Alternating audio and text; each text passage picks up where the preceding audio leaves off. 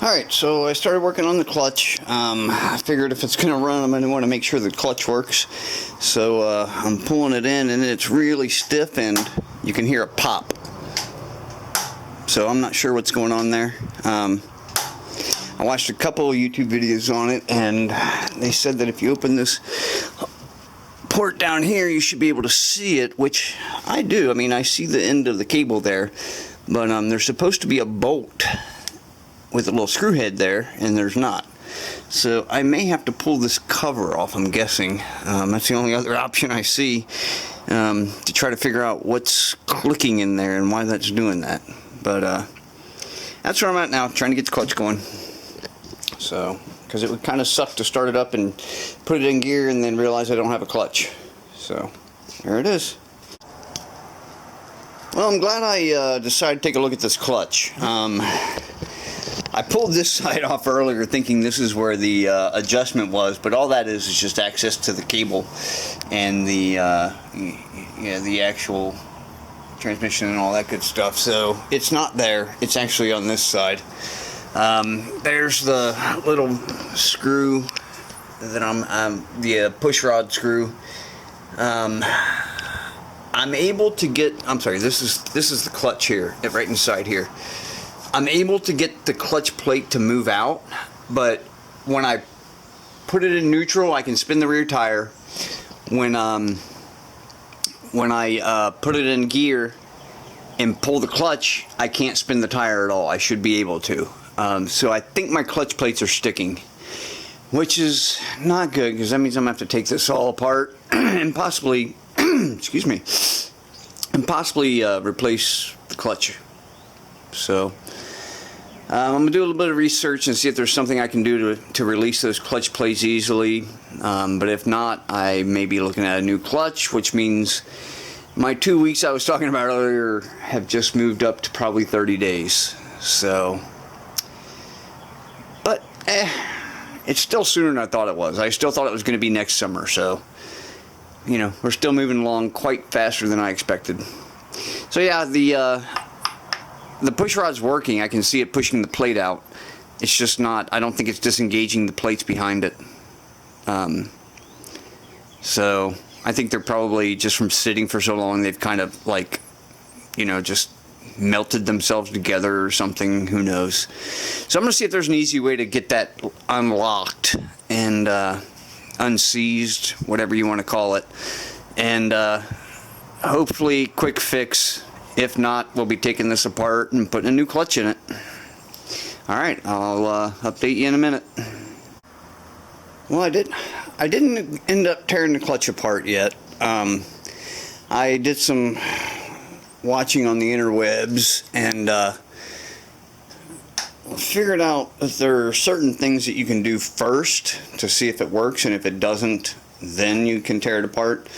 But I'm 99% sure the clutch plates are just seized up together. It happens when you got a bike sitting for so long. So what they suggested to do is to put the bike in gear and try to start it just kick it over a couple of times with the bike in gear so that it's putting friction on those plates.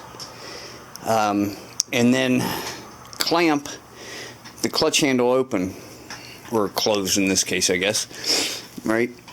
You want to pull the clutch handle, and when I pull it, I can see it moving here. You can see it down there. It's moving. So I know that that's all functioning properly. The only thing left is the plates themselves behind that. There's a plate, I don't know, 5, 6, 7 of them, and there's a small metal plate in between each one.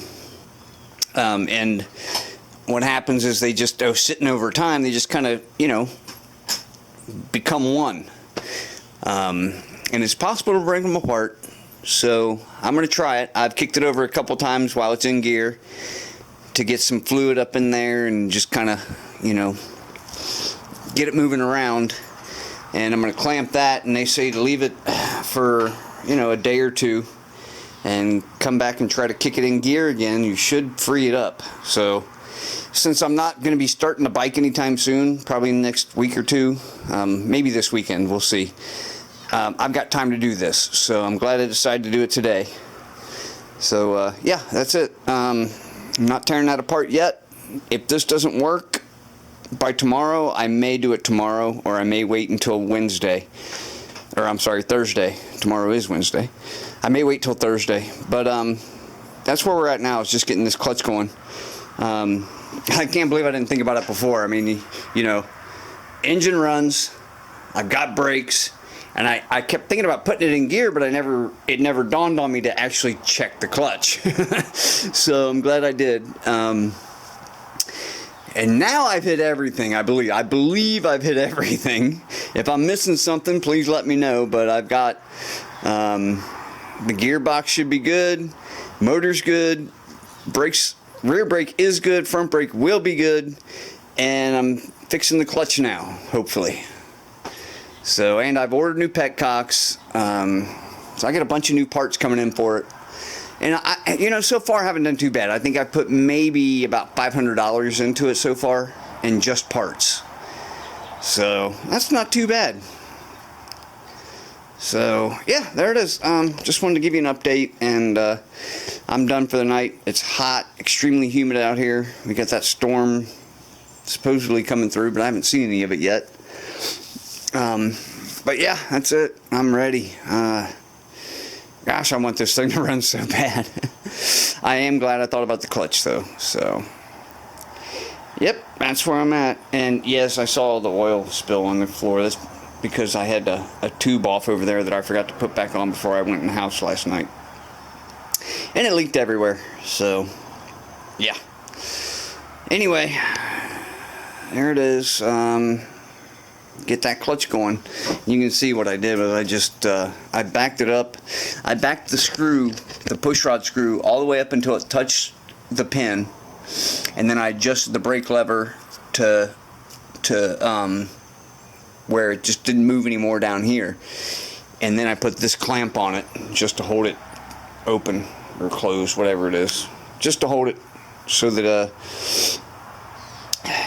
you know, it hopefully will free those plates up, give them some space to breathe, and free up over the night or something.